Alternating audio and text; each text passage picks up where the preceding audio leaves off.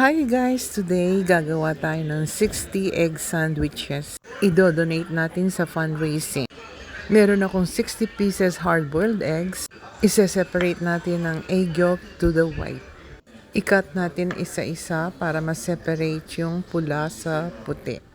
So ayan, na-separate ko na yung egg yolk sa white.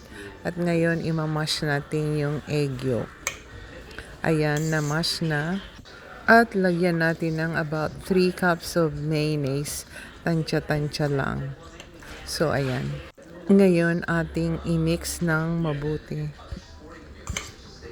Maglalagay ako ng about 1 tablespoon of ground black pepper. 1/4 cup of Dijon mustard. Lalagyan din natin ng 1 tablespoon of sugar. Haluin natin mabuti. Then, tikman natin kung tama na ang lasa para mai-adjust. Ngayon, ikakat natin yung mga egg whites. Maglalagay ako ng paper towel para ma-absorb yung moisture dun sa egg whites. So, ayan, kinakat ko na at ikakat ko ng mga chunks. Haluin natin mabuti ang egg yolk at i-combine natin sa egg white. So, ayan, ipagsasama ko na yung egg white sa egg yolk.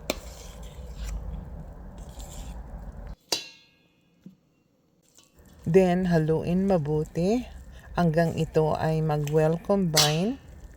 So, ayan, halo lang ng halo. Magkakakat ako ng spring onions, 3 lang na stems kasi yung iba ayaw ang may sibuyas. Mix well ulit hanggang mag-well combine. Tikman natin ulit kung kailangan lagyan ng asin kasi yung mayonnaise maalat na.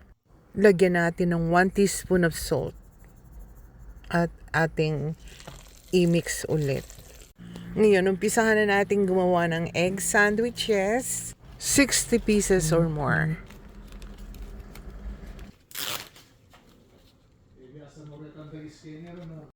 So, ayan, ganyang kakapal ang palaman na aking dinalagay sa egg sandwiches. So, ayan ang finished product na.